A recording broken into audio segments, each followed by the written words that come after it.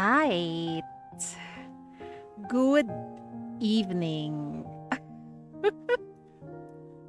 Last day of it's actually the last day of the event today. So might as well read through the cable myth. I've been meaning to do this for quite some time, but yeah, I was too busy. Anyway, it's fine though. We can just read it before Silas's birthday, I guess. uh, let's go.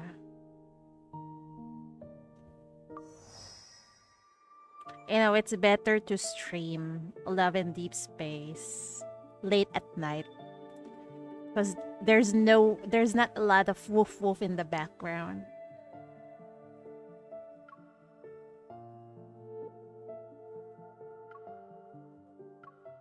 Alright, let's go. Look at that.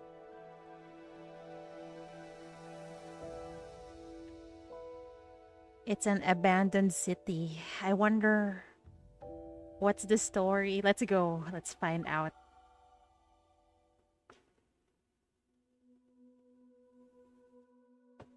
Immortality once brought lasting prosperity to Philos, and yet even it couldn't prevent the stagnation born from unchecked desires. When time ceased to be a limitation, the Philo civilization was unable to escape its inevitable decay. With the exception of the capital and its surrounding regions, which still clung to their luxurious lifestyles, most of the land had fallen into ruin. Remnants of advanced technology lay scattered across the planet, but a majority no longer worked, or they were simply forgotten. Philosians longed for their former glory, but they had to accept the bitter reality of societal and technological decline.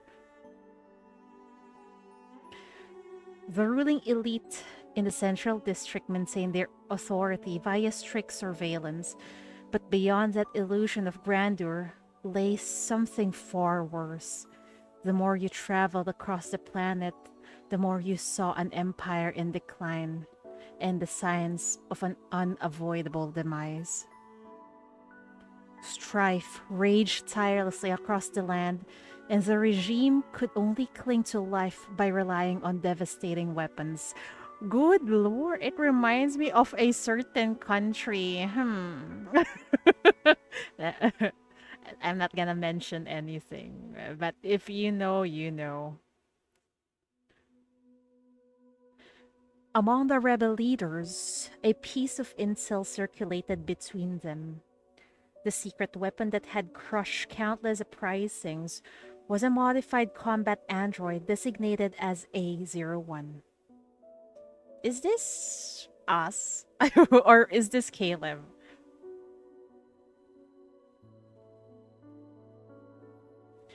From the Fall of Philosian Civilization, Preface.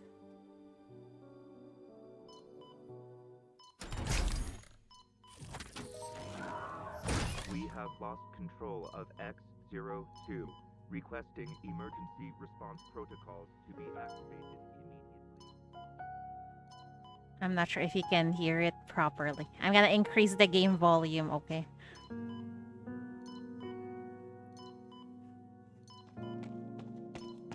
There you are. Can you hear me? I'll wake you up. We're going to get out of here. Is this supposed to be Caleb? But the voice sounds so young.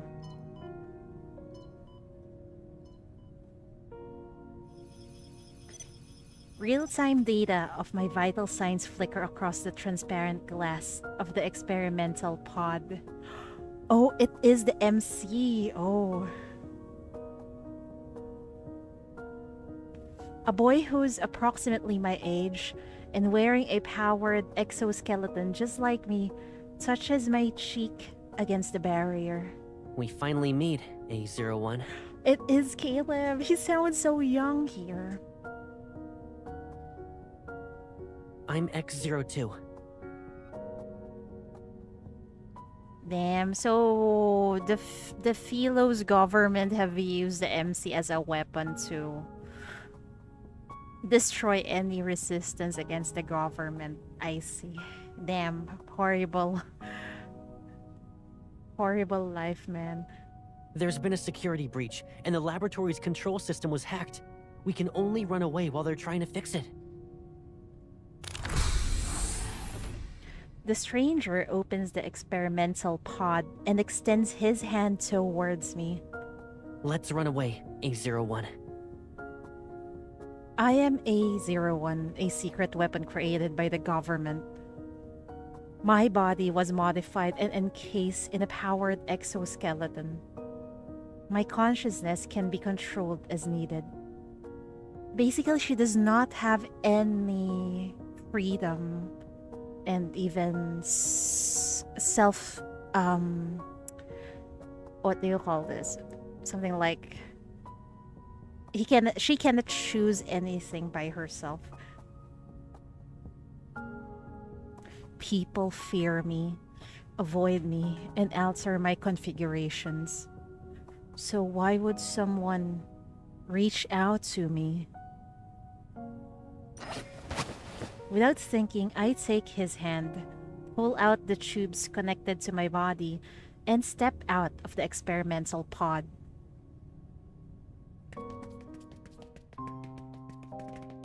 The boy leads me through the labyrinthine corridors, and we dodge patrol robots at every turn. We break through several disabled barriers. I leave the lab fully conscious for the first time. Damn.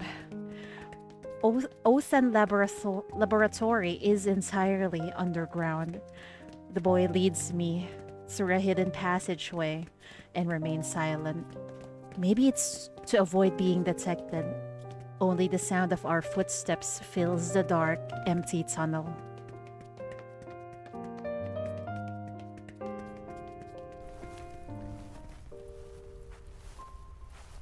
At the end of the passageway lies a vast expanse of wild grass. The sky floats between night and day in the gloomy darkness. The wasteland stretches endlessly before us. There's no telling how long it will take to traverse. I'm sorry. I didn't expect the tunnel to lead us here. The temperature outside is significantly warmer than the lab's. My body registers the heat. Is it too hot for you? It's currently summer. The laboratory always felt the same, but it's different outside. The sweltering heat, the sweat, and the thriving trees. This is the summer I know. The long grass grazes my calves as the warm night breeze sweeps across the field. The vivid sensation is foreign to me. We keep moving, despite knowing we could be caught at any moment. I feel strangely at ease. Everything outside the laboratory is new. I'll take you to any place you want to visit. I guess you've only ever been sent to battlefields. You must hate areas like that. She doesn't even know what she hates or what she likes. Damn. Walking beside me, the boy seems lost in thought. I've been sent to one of those battlefields too. It was a desert, and the war lasted a month. Some soldiers would search for fresh fruit during their breaks. There's this fruit that comes from a tree called Silver Glow, and it glows with a silvery white light. Even its seed shines. His fingers, encased in his powered exoskeleton, gently rest on my palm while he speaks. The cold black metal traces my palm and leaves behind a seed that emanates a soft, silvery white glow. I kept one as a keepsake. I pick up the tiny seed and observe its soft light flicker through its patterns. Taste. Surprised, he lowers his head to look at me. Do you want to know how it tastes? I nod, and the corner of his lips immediately curl into a smile. If you want to try it, we'll find those silver glow fruits. Now you have a place you want to visit. I pause and turn to look at him, but his holographic visor hides his expression. Why do you want me to have a place I want to visit? Because then I'll have somewhere I want to go too. I don't understand. It's because I'm your friend. His voice is clear and certain. My job is to take you to the places you want to visit.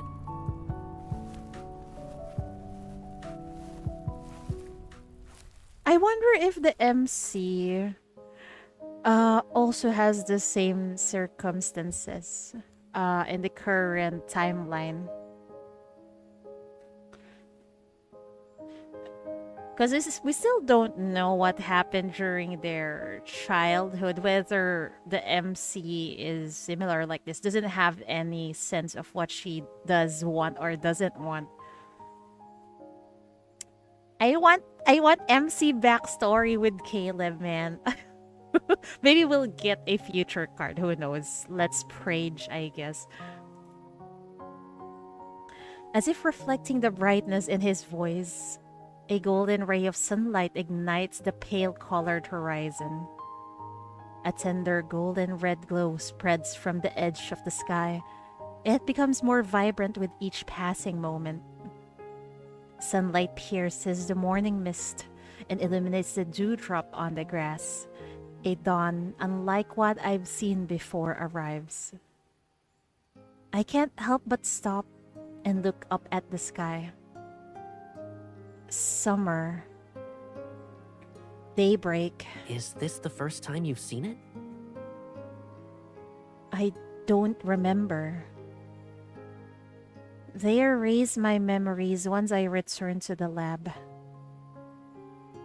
Oh, this is similar to what's happening with Caleb. Are they positions switch somehow in the current timeline? I guess we'll see. wait, they look like, hold on.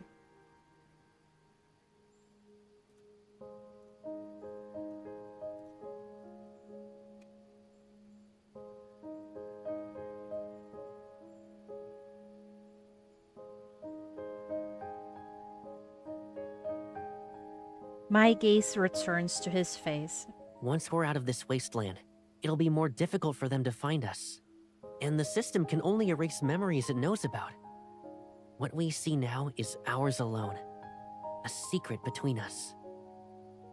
After thinking for a moment, I point at him. Calming, encouraging, bright. Caleb.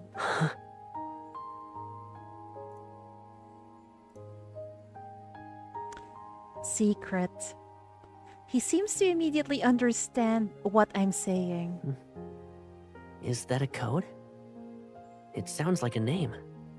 Oh, it was the MC who named him. Oh, damn. X02. Caleb. He leans down and gently pats my head with his armored hand. Can I use it as my name? Sure. Caleb. His voice is lively and gentle. Of course. I won't let you forget. From now on, we can experience this together every year. I hope so. I don't like the sound of that if they say that. That's a red flag to me, I think. That's not gonna happen, ain't it? Holy fuck. And Caleb will be someone you see every day. Well, in the current timeline, yes, I guess. He extends his pinky finger toward me. Perplexed, I look at him.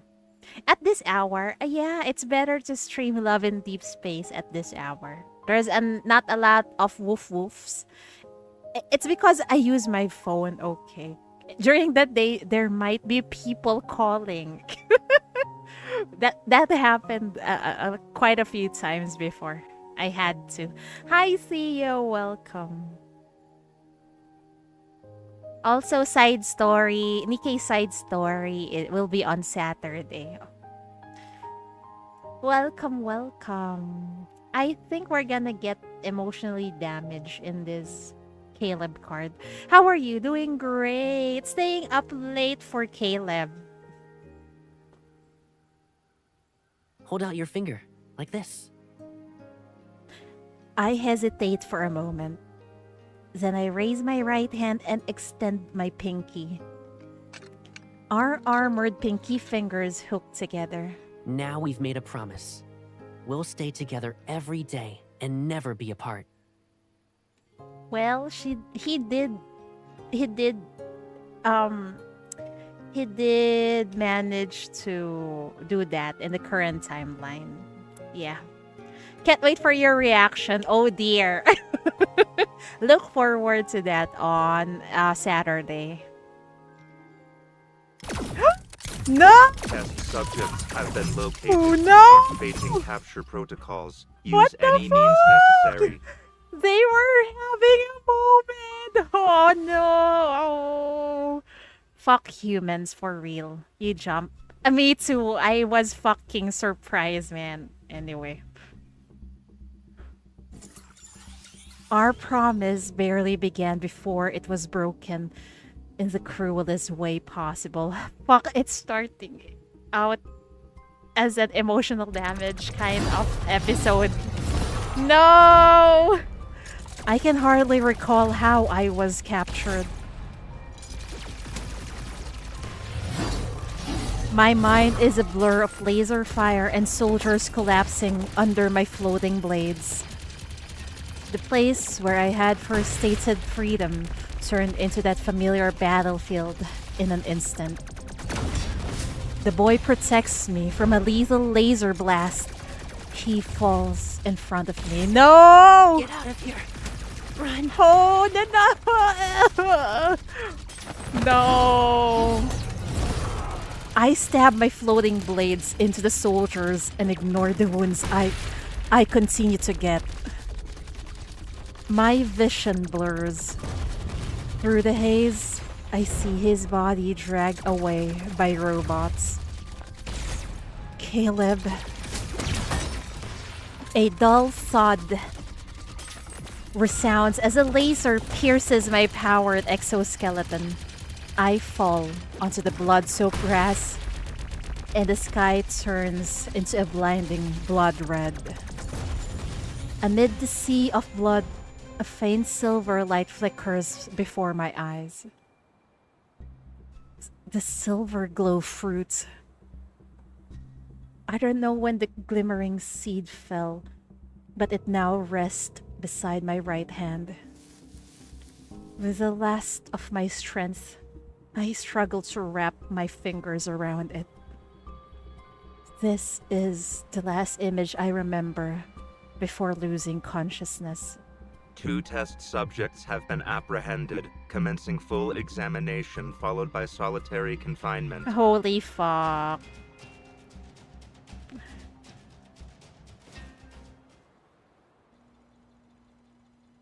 Commencing comprehensive examination of the test subject. I hope they won't be able to delete their recent memories. I hope, Rage. I don't know.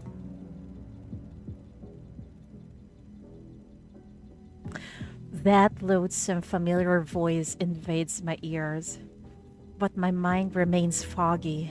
A01. Energy signature. Destructio. Preliminary assessment complete. Bodily impairment at 91%. comprehensive modification and repairs required. Initiating the memory extraction protocol is recommended. No! Fuck off! X02. Energy signature. Construo. Preliminary assessment complete. Bodily impairment at 78%.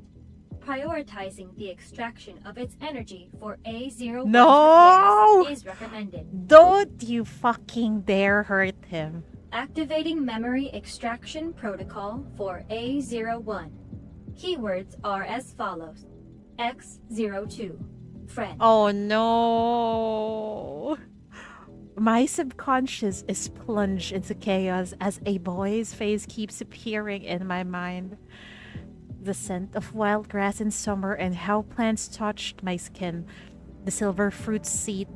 The sunrise. Our hooked pinkies. The promise we made. A daybreak unlike any other.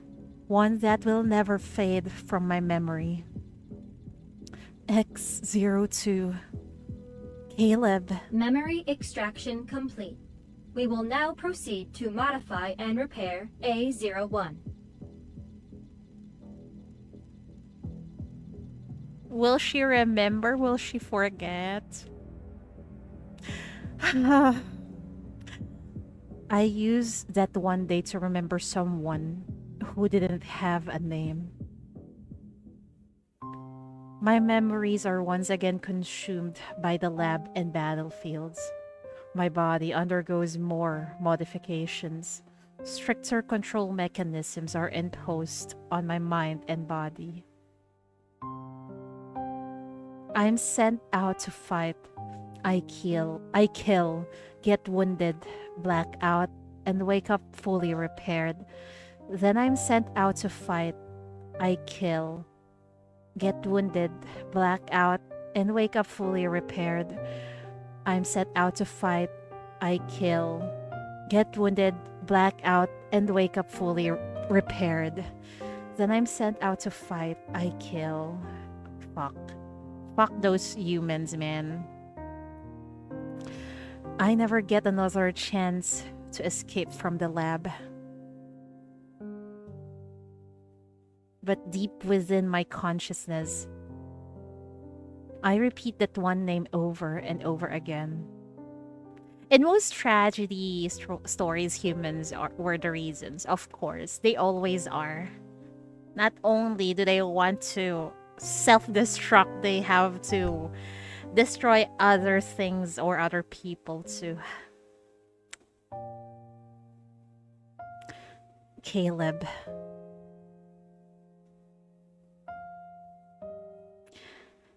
Damn. It started out with an emotional damage. Holy fuck.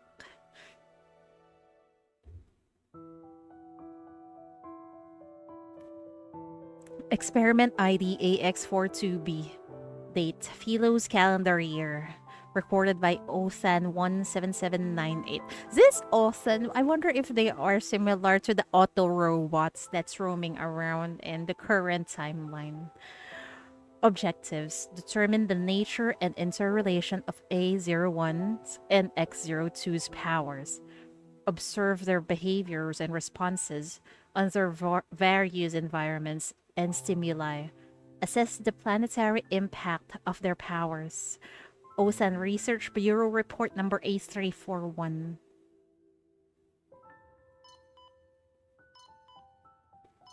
Ten years later, 10 years later.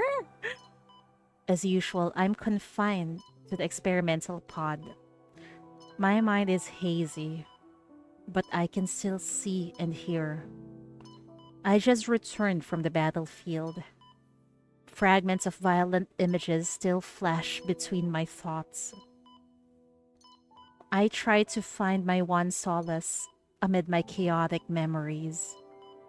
Whenever I think of the name Caleb, I get a moment's respite in this endless loop. However, the memories tied to that name are shrouded in fog. What? The silence in the laboratory is shattered. Violent tremors begin the seemingly sturdy walls crashing down. The transparent wall of my chamber breaks. In the dust, countless fragments reflect a single figure. Is it Caleb? He's out there to save us once again. He doesn't look so young this time. A tall figure wearing a powered exoskeleton approaches. A mix of familiarity and strangeness grips me upon seeing that black armor. He reaches out and touches my cheek against the transparent barrier of the experimental pod, just like what he did before. But MC cannot remember it anymore. Do you recognize me, A01? I'll wake you up. I feel his fingers touch the crystal switch at my throat. He taps a few times on the holographic panel that appears. It's as if a fog is lifted. My senses return to my body. My lips tremble as I look at the man before me. I search through my memories, but only one name surfaces. Caleb? That's me. The rebels have attacked the Central District. They're looking for you, A01. What? We did nothing wrong? This is horrible. The government is treating Caleb and the MC badly. And then the rebels are after us. Well, understandable because MC have killed numerous rebels. But they did nothing wrong. The lab systems have been destroyed. We can use this chance to escape. My god, the world they live in is so fucked up.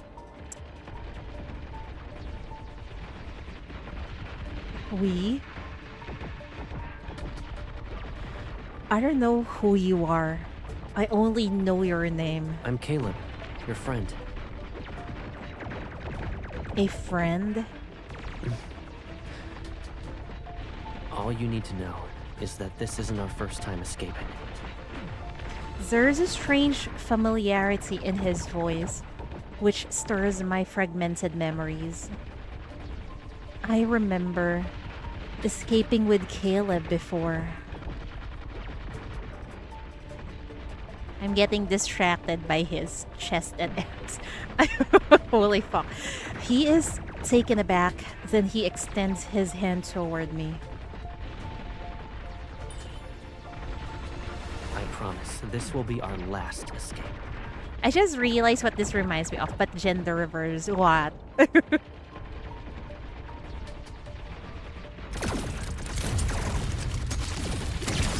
The test subject has escaped, requesting interception immediately.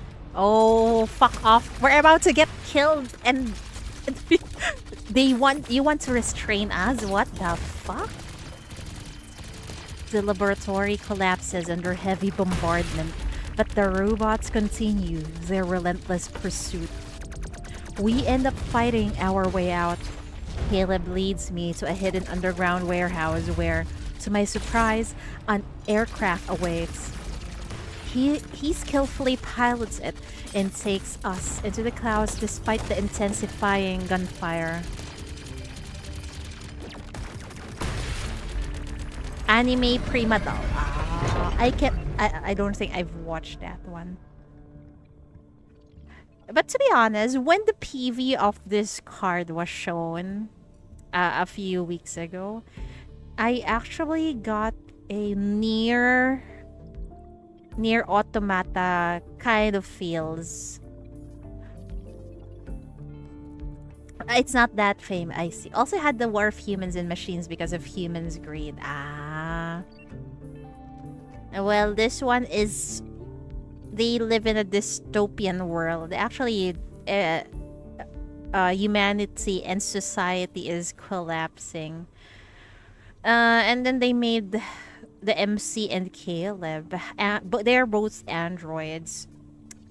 And they basically just remove rebels at the government's what's this, whim. But thank God Caleb is trying to save the MC over and over again, even though MC just cannot remember him anymore. The aircraft slices through the sky and the massive laboratory is already out of sight. Does this mean we've escaped? Not yet. Warning. Multiple aircraft detected. Estimated hostile forces exceed 200 units.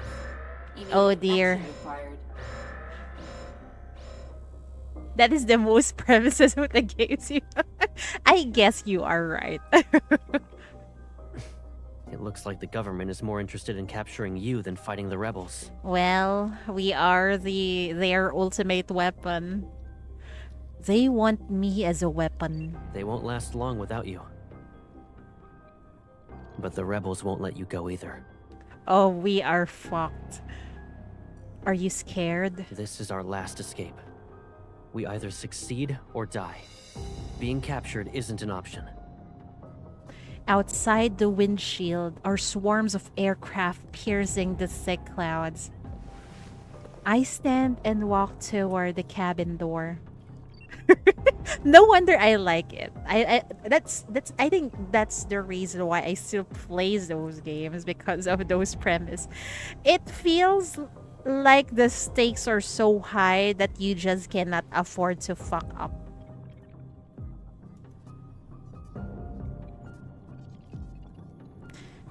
I stand and walk toward the cabin door.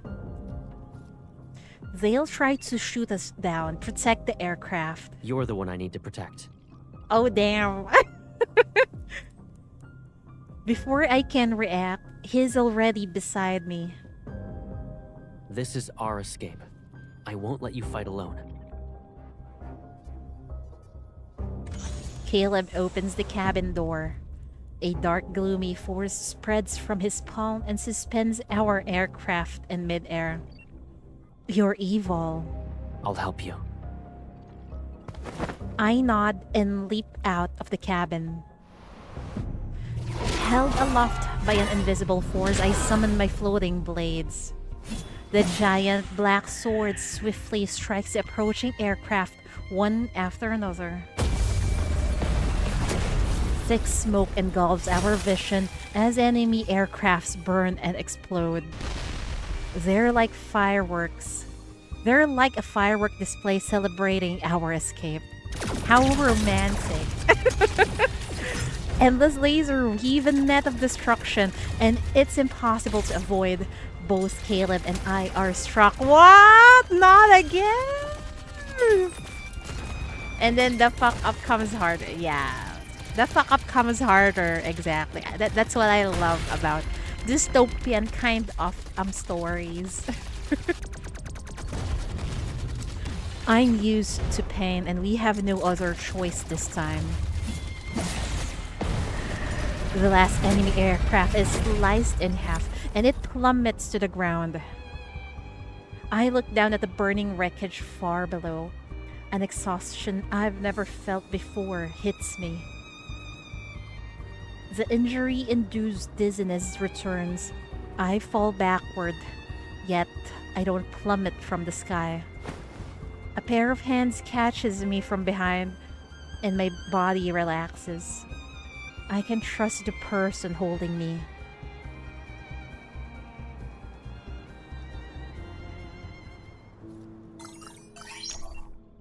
Emergency protocol has been deactivated. Switching to autopilot mode. My mind is still a blur. I groggily open my eyes to see him. We're leaving the Central District. They shouldn't be able to catch up to us for now.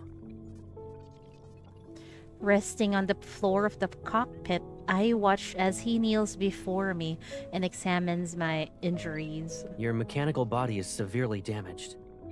I'll do my best to repair it. He gently lifts my hand and turns my palm upward. His other hand aligns perfectly with mine. Oh. I suspect this is your first time being repaired while conscious. You might feel some strange sensations, but that's normal. What kind of sensations? Fuck off, Shidri.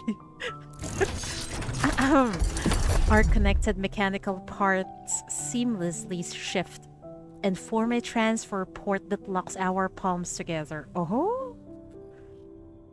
They get what's the Japanese word for it? Getai? Shut up, cheater.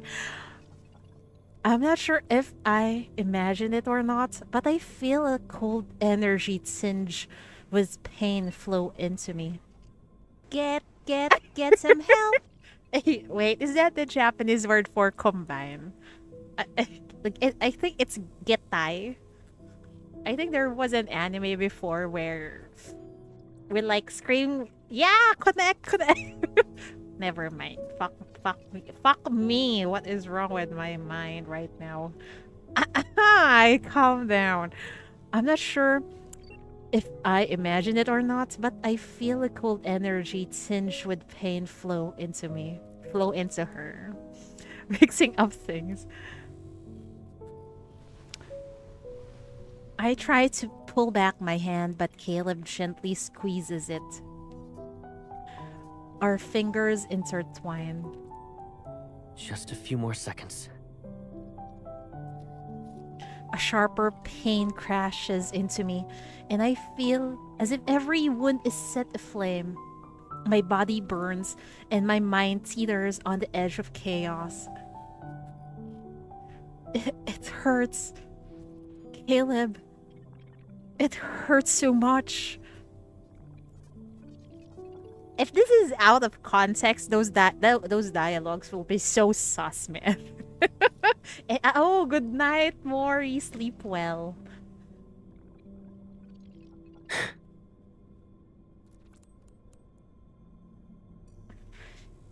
He stiffens for a moment, then he carefully moves his other arm to pat my trembling back. Oh. It's already sus. I guess so. Yeah. Anyway, good night, Maury.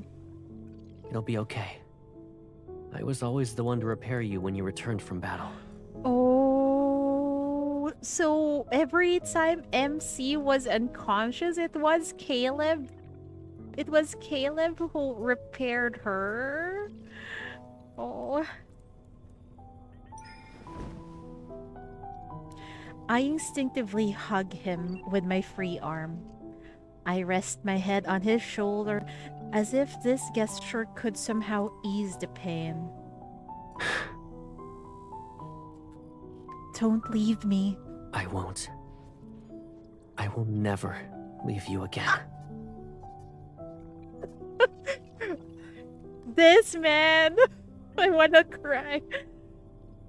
The burning pain inside me gradually subsides. The energy flowing through me changes from freezing cold to warm. It's like I'm returning to a place that feels like home.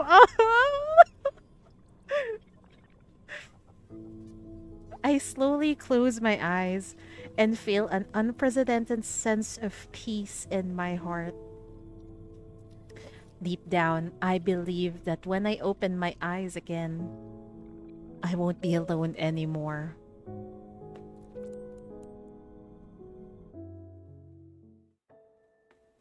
Caleb gently places the girl in the co-pilot's seat as a desolate landscape appears outside the porthole. Even though the aircraft has left the central district, he doesn't feel relieved. His energy is fading. He could repair her damaged body before, but now he can't even restore her to a stable state despite using all his strengths. Oh my god. Who will lose energy first, Caleb or the MC? Their powers are bound to the same source. So as one grows stronger, The other becomes weaker. Oh fuck. His decline can only mean one thing. The Destructio energy is getting stronger, coinciding with the escalating strife that continues to engulf this planet. And when this energy grows unchecked, the first thing it destroys is the vessel containing it. What? What? So either way, it's bad news for our MC.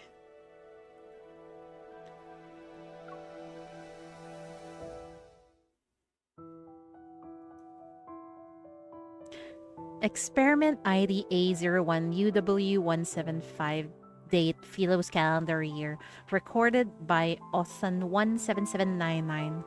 Objectives.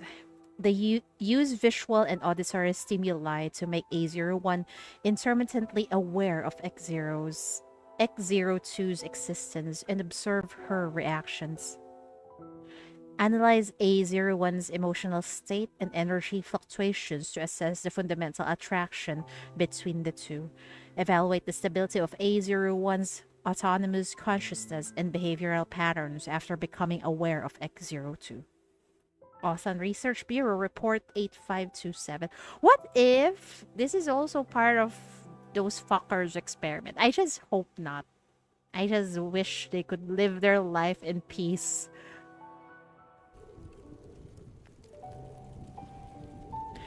I don't know how long I've slept.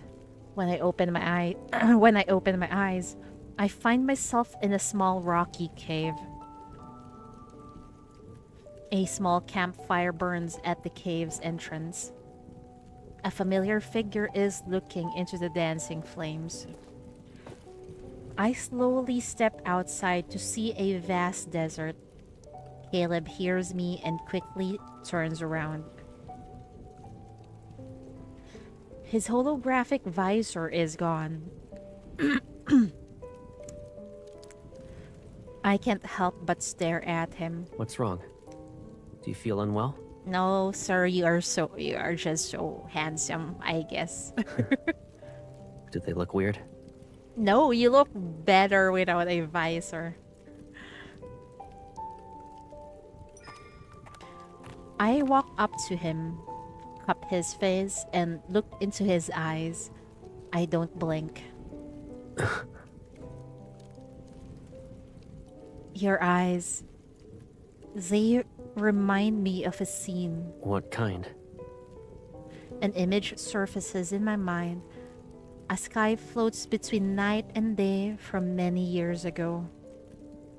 The summer sky just before sunrise. Oh! That's something we saw 10 years ago. How much do you remember? I shake my head. Only bits and pieces. And your name. He falls silent. Then he pats the spot next to him. Are you hungry? Let's eat something. He gives me a fruit. Its red spines were burned off. It's not a nutrient nugget. His expression becomes one of utter disgust. We're no longer in the lab, so we're never eating those things again. So... These are red thorn grass fruits. They're rich in protein and nutrients. The food earlier they mentioned, what was that? Nutrient nugget. Kind of remind me of Splendamin in Nikkei. So at the end of the day, they still need to eat. Because they're not fully robots, I guess.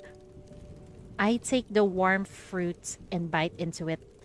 Slightly charred and crispy. It's salty. He closely watches my reaction. Do you like it? It's not bad. Here, try this. He speaks in a more cheerful tone as he gives me a berry with blue and white stripes. It's a blue stripe berry. Perfect for quenching your thirst. I pop it into my mouth. Cool, sweet juice encases my tongue. For a long time, My taste buds only knew the artificial flavors of nutrient nuggets. But thanks to this single berry, the world beyond the lab has revealed itself to me. It's sweet. So this is what sweetness tastes like. You like it, right? I'll remember that for later. You seem to be knowledgeable about these fruits. I was deployed in a desert once. The environment and vegetation were a lot like this. A sense of familiarity washes over me. I reach into my pocket and pull out the silver fruit seed I've kept hidden. What about this? Do you recognize it? Surprise flashes across Caleb's face, and his eyes light up like they've caught the fire's glow. You kept it this whole time. It's a seed from the silver glow fruit. The fruit itself looks like this. Before I know it, a fruit emitting a soft, silvery white glow appears in his palm. Do you want to know what it tastes like? I nod and bite into the fruit. Sweet and sour flavors blend on my tongue. There's also a hint of bitterness. The taste is hard to describe in one word, but I don't hate it. At long last, I brought you to a place where silver glow fruit grows. Seeing my confusion, he responds with a relieved smile. Did we make a promise before? Yes, this was part of it. Do promises made many years ago still need to be kept? They must. His voice is gentle yet firm, and the moonlight watching over the wasteland casts a soft glow on his face. An emotion wells up inside me. I want to remember the promise we once made.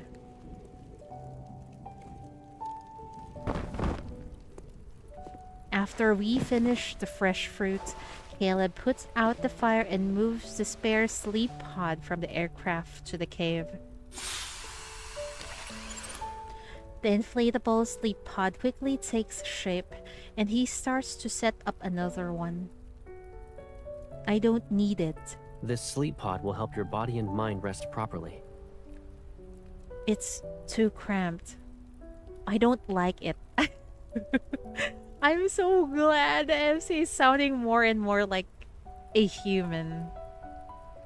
Holy fuck. You got bots. Fuck off.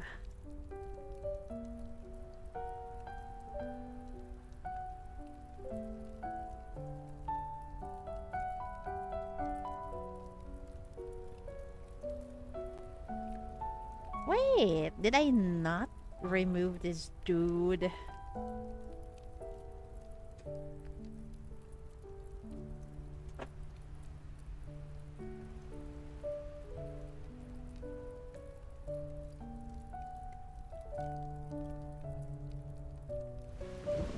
I sit down and lean back against the rock wall near the cave's entrance. Are you going to sleep like that all night? Yes. If you don't like the sleep pod, use it as a mattress inside the cave at least. Then you can stretch out. The cave isn't any better.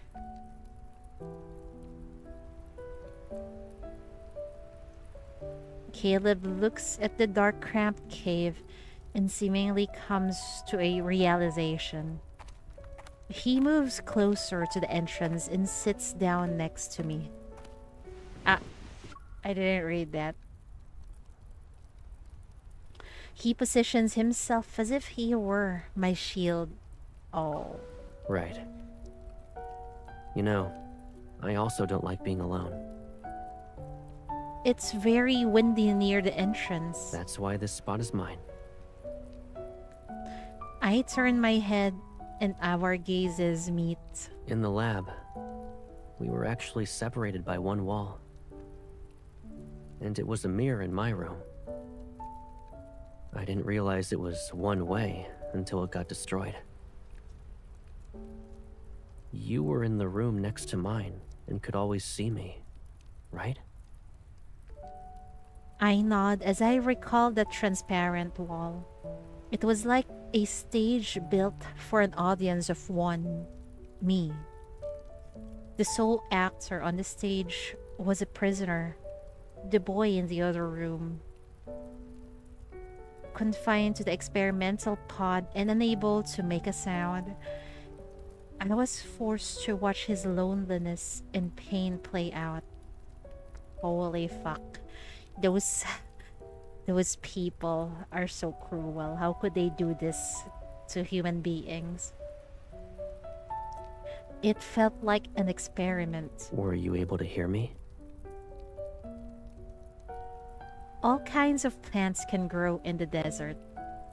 There are blue striped berries, red thorn grass, and the silver glow fruit you were curious about as a child. Would you like to go to an amusement park? I used the system to find the dreamiest one in all of Philos. This amusement park floats in the sky. Even the clouds are pink and purple. Didn't they go to an amusement park in the... Was that in the... I think it was in the other myth story. I want to take you there. It's like a paradise. You'll like it. I calmly repeat his past monologues. He's slightly stunned. I heard everything you said in the lab. But only now do I realize you were talking to me. The wasteland's moonlight is reflected in his eyes, and his expression seems more animated. Then you must have heard what I said every night. Good night, my one and only. What about you? I had no one to say those words to, so I never said them. He turns to look at me, and his gaze becomes serious. Have you given yourself a name? I pause before looking at him. No one has ever called me by a name. Well, now you have someone who will.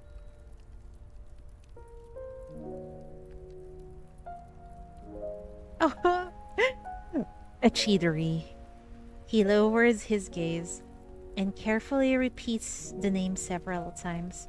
When he looks up again, his features soften. From now on, we'll hear the words we want to hear. Good night. Oh, good night, Caleb. Oh, it's really good night, Caleb.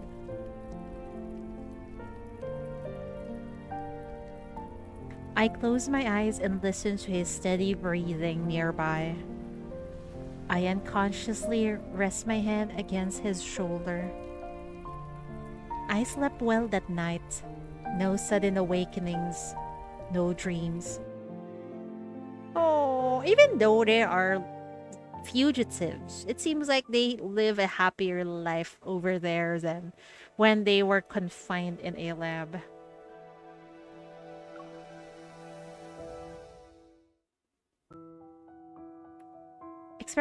Experiment ID A01X02HY04. Objectives. Create a simulation of the planetary threats that could arise from the energy fusion between A01 and X02. Research and design preventive measures to stop the energy fusion between A01 and X02. Othan Research Bureau report number 8806.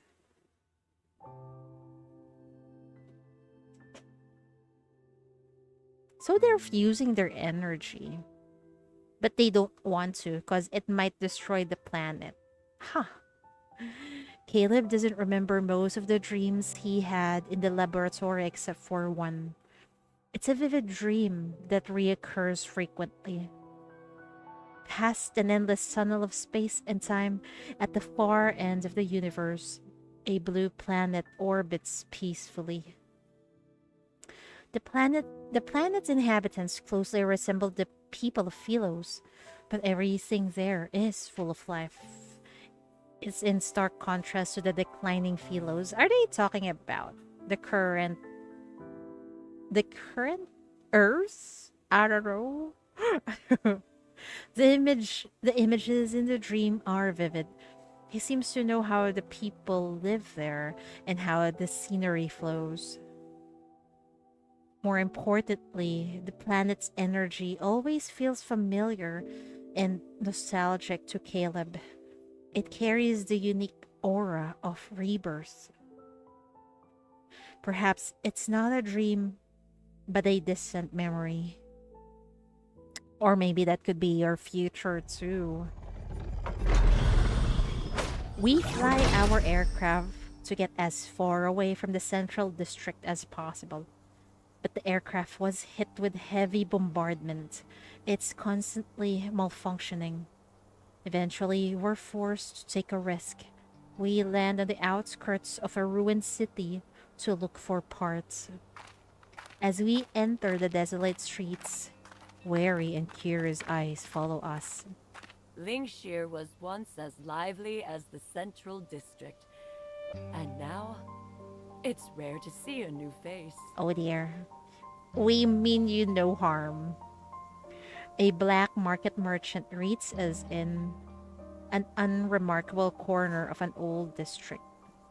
Despite her friendly tone, her sharp, scrutinizing gaze reveals her caution, especially since we're still clad in combat armor. So, where are you two planning to go with these parts? Before I can respond, a small handgun tugs at my finger. Are you both robots? Before I can respond, a small hand tugs at my fingers. Okay. Are you both robots? Yeah, I guess. I look down at the little boy and shake my head. But you don't look like everyone else. She's my friend. Have you ever seen robots that have friends? The little boy shakes his head. I've always been alone. Is having a friend any different from being alone? Of course. It's different. Caleb glances at me.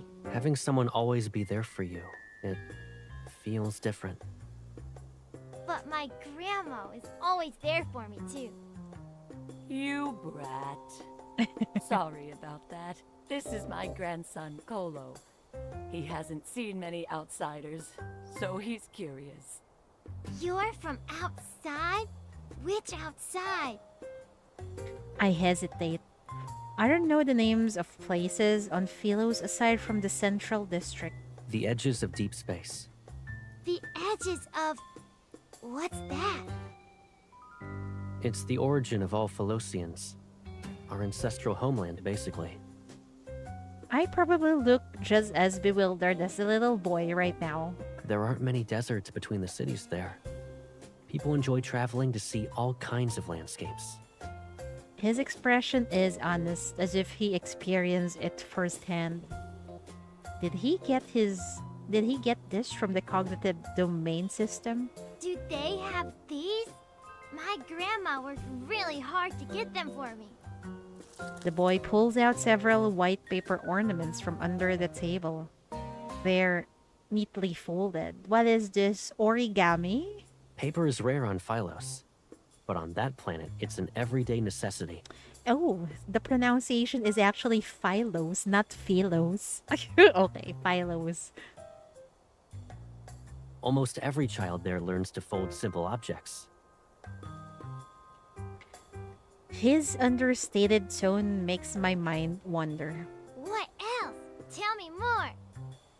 Caleb casts a side glance in my direction, then he crouches down to be at eye level with the boy. I'll tell you, in exchange for getting some unfolded paper. How does that sound?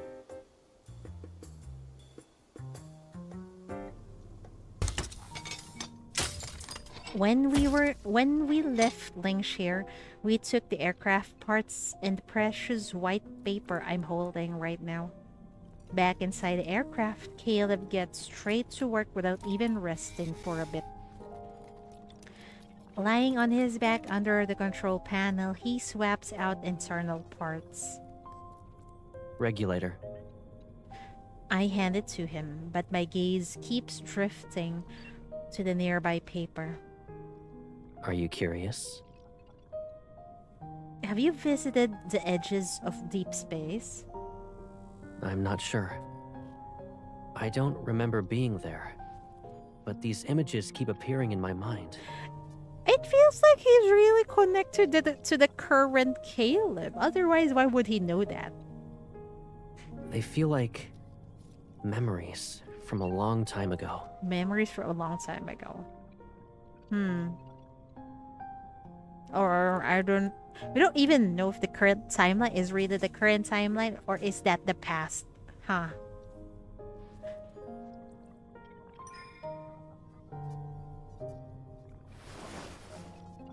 He hesitates before letting his cold mechanical hand clasp mine. I pull him up. I don't have memories like that. He carefully studies my face. Is that envy I see? I don't know. But you look happy when you talk about that place. Is it even happier than the dreamiest amusement park on Philos? I've never been to either place. But that amusement park isn't far from here. Caleb raises his hand and taps the air to bring up a holographic screen between us. With his fingers, he draws a simple sketch on the screen. There's a hover train that weaves through the amusement park. It'll pass by the Ferris wheel, the roller coaster, and the merry-go-round. You remembered that. I remember everything you've said, including the amusement park's coordinates that you kept repeating. I write out the numbers I heard Caleb say many times on the holographic screen. X4352.74, Y minus 982.56, Z1287.32. My hands stop exactly where his fingers rest on the other side. Do you really want to go there? You said it's a place that makes people happy. I don't know what happiness is, man. She doesn't know what happiness is. His expression falters for a moment. In that fleeting second, I can't discern the emotions in his eyes. Caleb places his hand on the holographic screen and makes it disappear. My hand touches his palm. I'll take you to any place you want to visit. Oh, what's with that puppy look in his eyes? It feels like he felt sorry for the MC. Maybe it's just my imagination, but when our hands touch, in spite of the powered exoskeletons, I unexpectedly sense warmth. I look up at him. Because you're my friend? He seems slightly taken aback. Then a gentle smile appears on his face. Yeah. It's because I'm your friend. I didn't understand what having a friend meant before, but over time, I found my own definition of that word. Maybe I'll understand what happiness is when he arrived at the amusement park. Caleb accesses the aircraft's controls and we take to the skies once more. We're no longer running away. We now have a destination.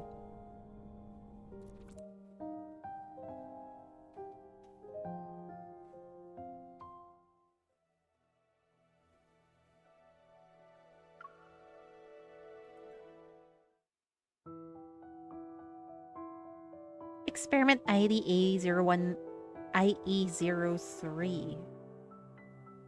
objectives: reconstruct the energy transmission network within A01 to enhance test subjects' absorption and release capabilities, reinforce A01's powered exoskeleton, and insert environmental adaptation modules to improve the subject's adaptability and stability in various environments. Austin Research Bureau Report 8675. Caleb often woke up in the middle of the night when he was still in the laboratory, and there would be a severe ache in his chest. At first, he thought he was sick, but he soon realized the pain had nothing to do with his physical health. It felt like someone deeply connected to him was suffering, and he felt her pain through an invisible bond. Caleb knew she endured the wounds, the mental erosion, and the torturous modifications. She had to bear this inhuman pain because of the destructio energy she was born with. He wished he bore all the pain in her stead. This thought became a thorn in his heart that grew only inward.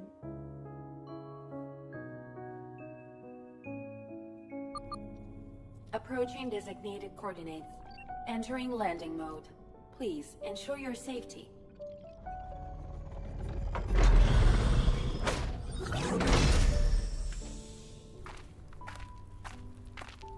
The aircraft has reached its destination, but the dreamy amusement park is nowhere to be seen. The remnants of a hover train lie scattered on the ground as if to prove this wasn't just our imagination. The amusement park did exist at one point, but now only its rotting remains stand before us. Don't tell me when they were probably younger and they were not modified back then, they went here. Man. Lost in thought, I stare at the wreckage. This planet is big. There must be other amusement parks still present. That won't be necessary. I turn around and calmly look at Caleb.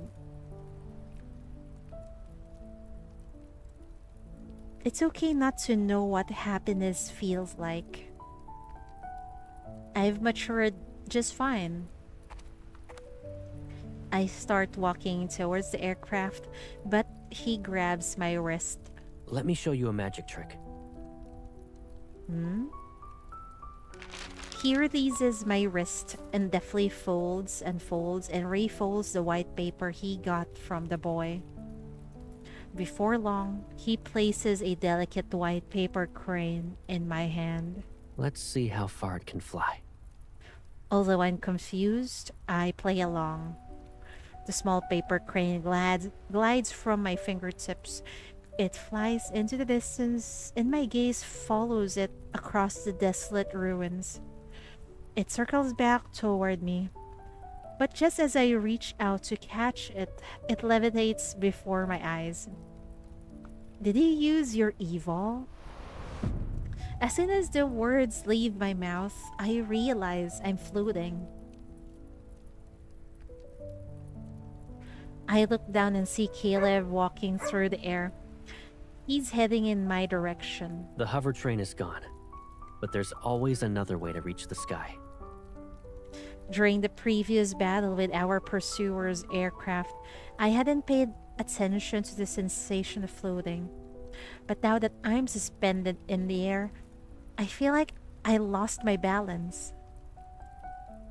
He steadies me, and the familiar pull of gravity returns. For my next trick, I'll turn this place into an amusement park just for us.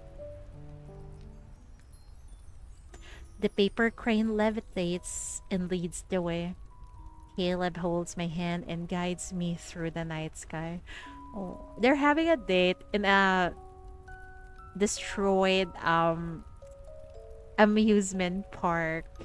I guess they're trying to make do of what they have.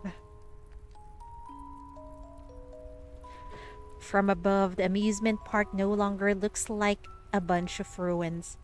The Ferris wheel, roller coaster, and merry-go-round, they stand like frozen relics of a bygone era. The wind and clouds are woven to form a vessel beneath us, and I turn to look at him. He's beside me. Caleb, What is it? this feeling I've never felt before. Is it happiness? If you like this feeling, then yes, it's happiness. After thinking for a moment, I gently pull him closer. He leans down. I see my lips curve into a smile in his eyes. I like this feeling. So, I'm happy right now. Caleb stares at me as if bewitched. It's like he's seeing something completely new. Did I say something wrong? Not at all. It's because He gently touches the corner of my mouth with his index finger. Oh, this is the first time I've seen you smile. I also touch the corner of my mouth. It's curved upward because I'm happy. It's not just that. This also changed. His fingers move from my cheek to the corner of my eye. Caleb, your eyes and mouth also changed. I touch the corner of his eyes and lips. Yes. Now we can see our happiness reflected in each other's faces. This guy is so freaking smooth. Dear Lord. You. He softly says the single word. The evening breeze tousles his hair, and the distant stars are reflected in his gaze. Just as I've come to understand happiness, I also understand what it means to have someone who's always been there for me. Memories of Caleb flash through my mind. Walking in mid-air, paper crane, the wind blocked at the cave's entrance, silver glow fruit campfires under the night sky. A familiar yet unsettling feeling sweeps over me. My consciousness begins to blur. What now? They're having fun right now. Every fucking time they're having a moment and something shitty happens. Oh God. It's just like those moments before my memories were erased. Pipsqueak? Oh dear. I lower my head through this haze.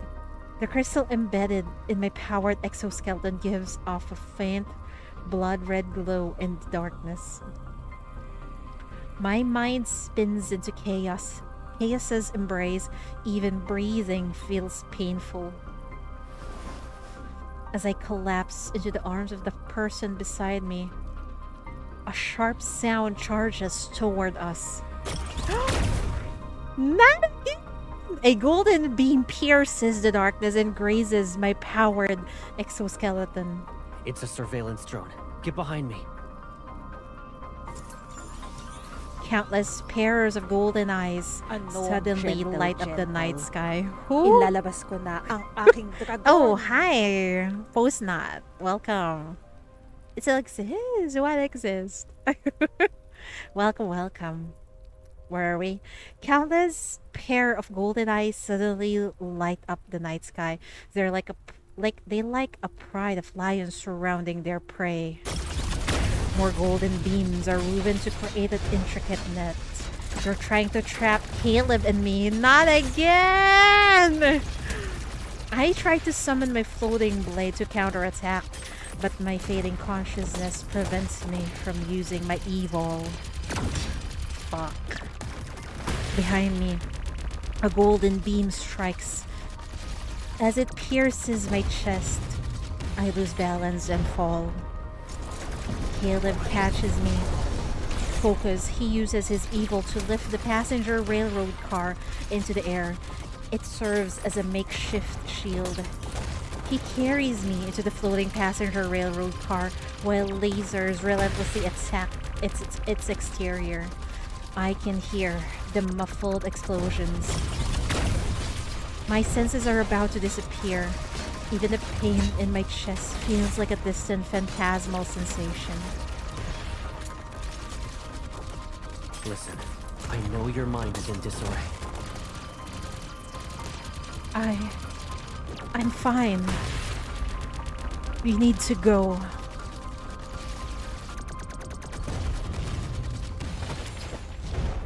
I try to push him away, but he pulls me back into his arms using an even greater force. He leans down to my ear. His calm voice is steadfast. You must remember what I'm about to tell you. Don't go back to the aircraft. It's most likely being monitored. Oh no! I thought we escaped. It feels like they're just having an experiment. It's like they let go of us because they needed data for their fucking experiments. And I think Caleb knows. Caleb knows. Return to Lingshire and take shelter in an abandoned house. What about you? I can't leave you. The passenger railroad car buckles inward under the ruthless gunfire.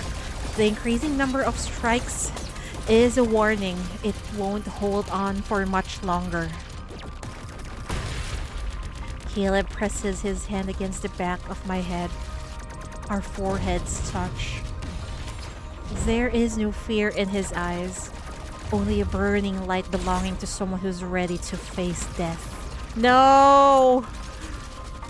You won't be taken back there, and you won't die. But what about you? This is our last escape. I promise. He's gonna sacrifice himself, ain't he? Oh dear.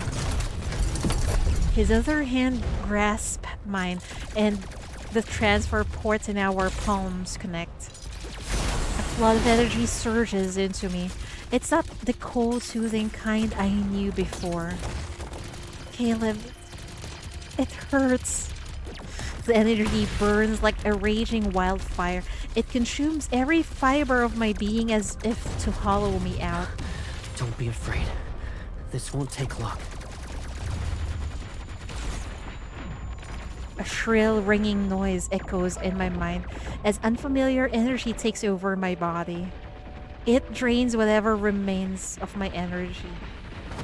I struggle to break free, but his arms hold me tightly. Forgive me.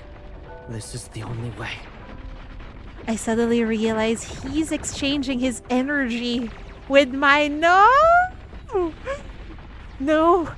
Caleb! You can't bear it! But I'm willing to do it. No! Emotional damage! He pulls me closer. Our heated breaths mingle as our bodies seem to merge. I will give you my fate, and your fate will become mine. The energy courses through my very being to claim every part of me. In a matter of seconds, my body accepts this new presence as if welcoming back something it had lost. A dull ache throbs in my heart as I desperately fight to stay conscious. Why? He responded with a small smile, and his warm lips brush against my eyelids. Because I'm your friend. A close friend is willing to do this. To die for you. Fuck no. Friends do that. And friends does not do that. In this close moment, I see his farewell. Oh, fuck. Oh, let me read that.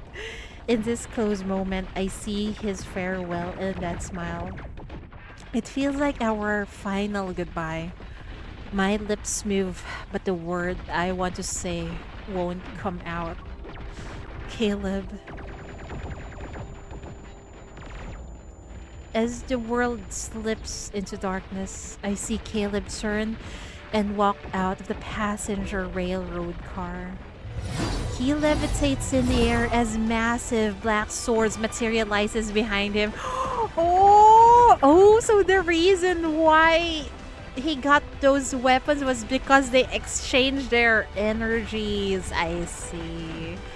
No wonder I was wondering, like, but when I saw MC and Caleb fighting, the one who has the blades was Caleb. So this is the reason. I understand now. The floating blades forged from my energy now serve as his weapon.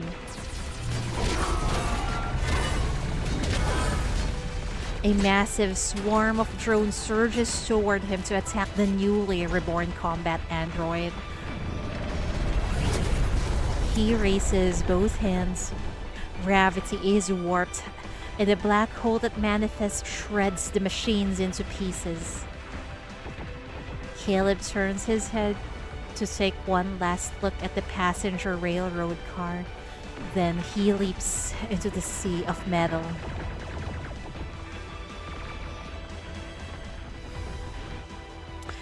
Fuck.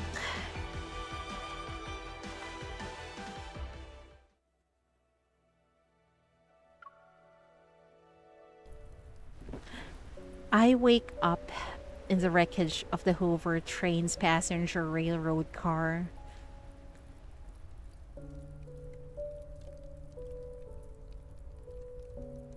All the surveillance drones have vanished into the night sky.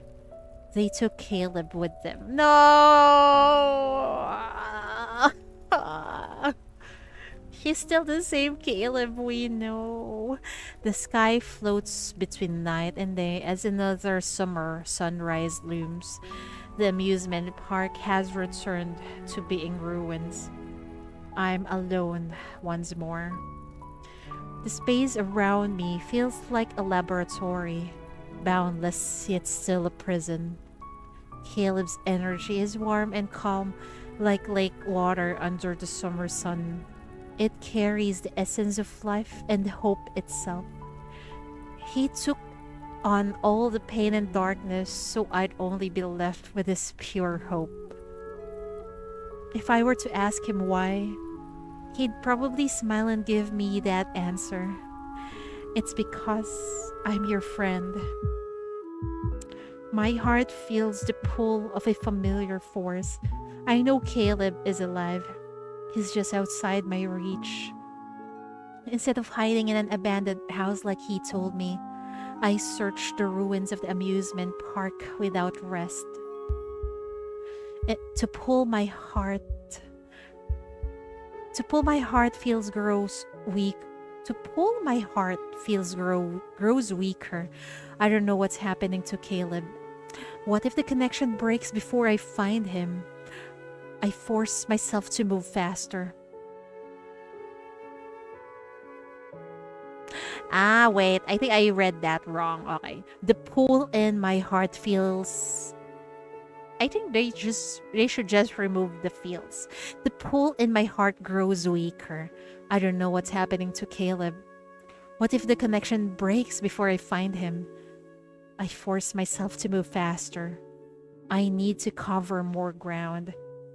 Caleb, wherever you are, please hear me. Sense me. Wait for me. I will find you. I'll wake you up and make you hear me say your name again. Now their situation is reversed. We should not give up in finding Caleb.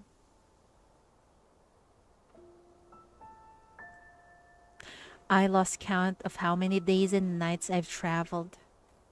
I don't know how far I've gone. The ruins of a city rise in the distance. It looks like the outskirts of Flingshire. Light fades from the weathered buildings as another night approaches. A feeling swells in my heart. Caleb is nearby. Climbing over the rubble of a building, I see the setting sun casting light on the lonely wreckage of an aircraft. My heart races as an invisible force pulls me. The person I've been trying to find is close. I move to the other side of the abandoned aircraft. Caleb leans against it. His eyes are closed, and the cockpit's cables are connected to his back. The aircraft's energy isn't enough to repair his system. The scene mirrors the moment he found me in the laboratory. It's as if our fates had been switched. Keeping my emotions in check, I approach him one step at a time.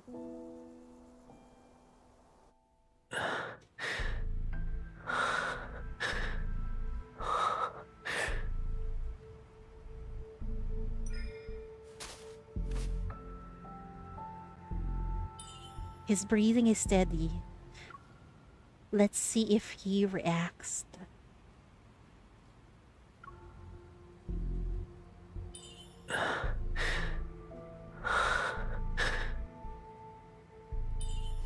I think I can press it. Eh? What? What can we press? This? Eh? Eh?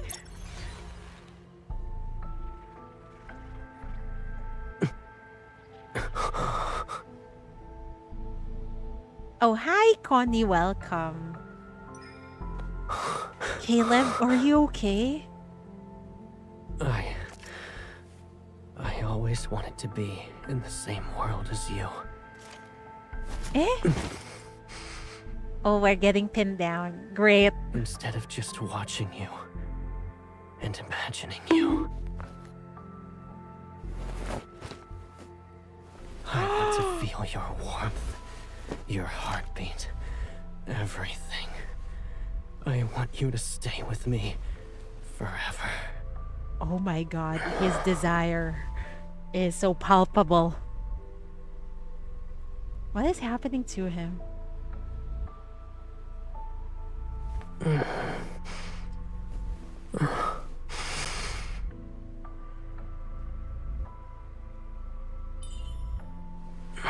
What? Have you returned to me?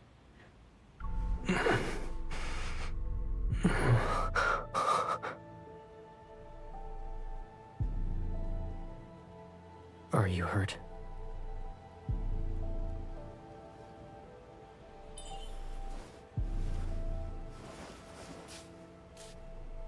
No, but you seem out of it. What happened to you? Kiss later. On the next cutscene, there will be a kiss.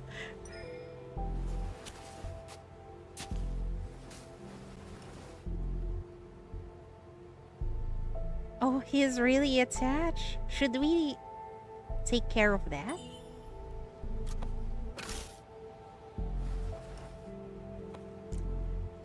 Seeking me out, that's dangerous. We just can't leave you behind. You didn't... What was that? You didn't want to be woken up?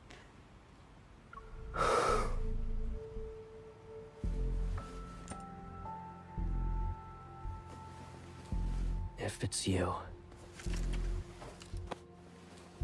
no matter what, please wake me up. Anytime. Anytime.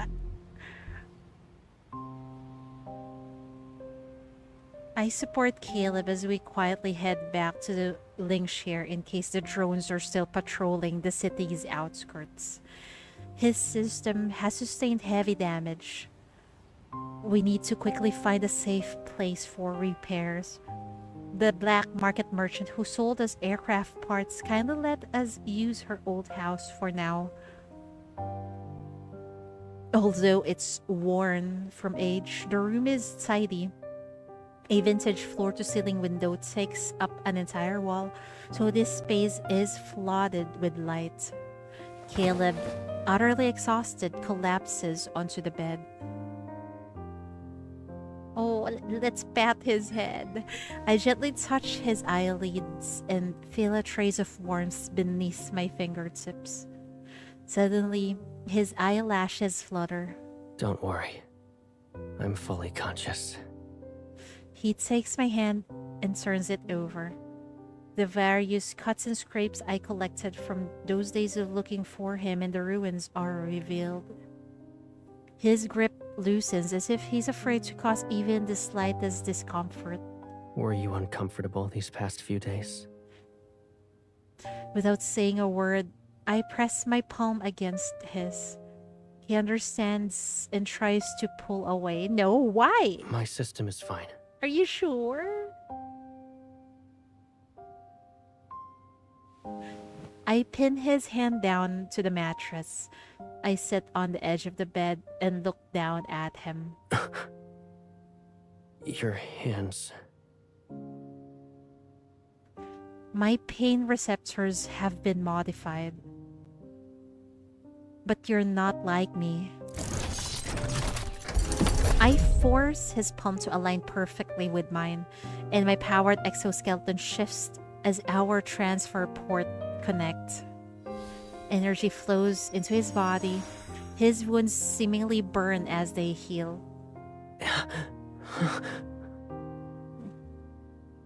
Let go of... Damn, that is hot. That is so soft. He said that very so softly. Wait, like... Let go of... See, I use more of my strength to stop him from moving.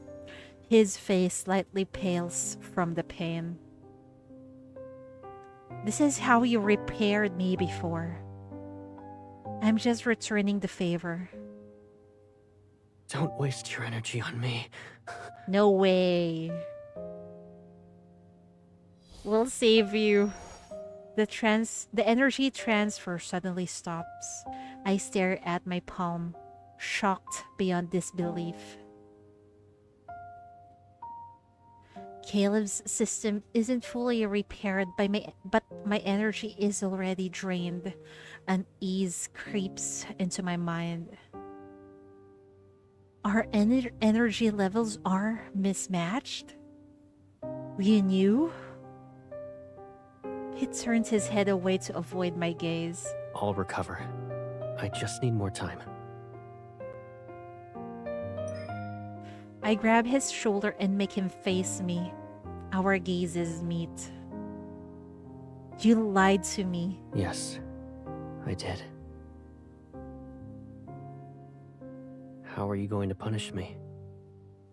I'll accept whatever it is you plan to do. My fingers trail from his shoulders to his collarbone and move toward the center of his neck.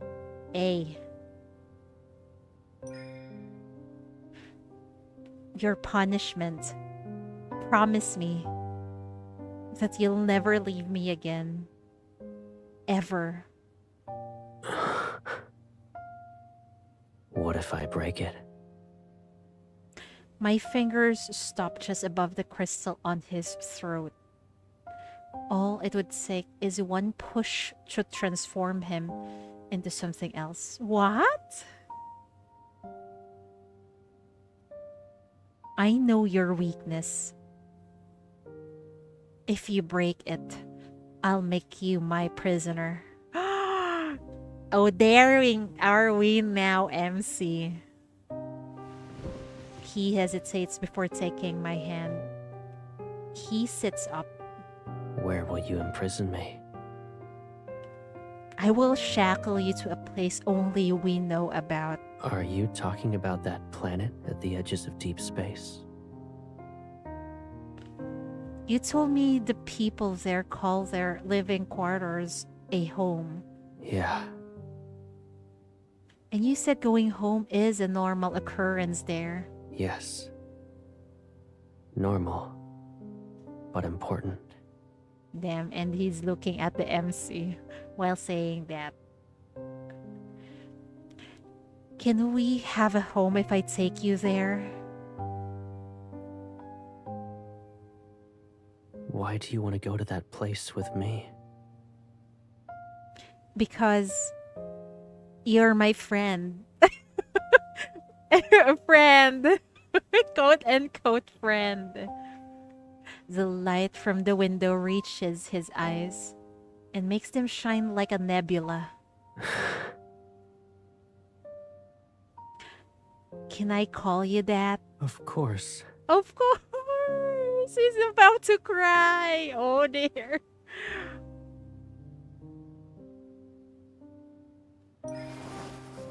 I move closer and wrap my arms around him. His presence surrounds me. For a moment, the cold metal of his powered exoskeleton feels seemingly warm. Caleb? I'm here. I rest my head against his shoulder. Now I understand what it means to have a friend. He wraps his arms around me. His embrace is ever so gentle, as if he's afraid his powered exoskeleton might hurt me. What does a friend mean to you?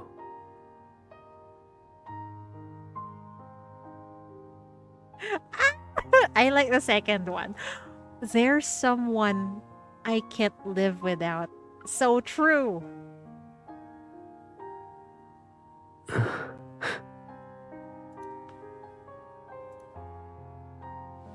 He slightly leans back and leaves just enough space between us. Hesitation flickers in his eyes. Is that not true? You'll be older one day. Everyone gets older one day. And you won't be my friend anymore when that happens? When you leave the lab, you can live your own life. I caress his cheek. Then let me be the only one in your life. Oh!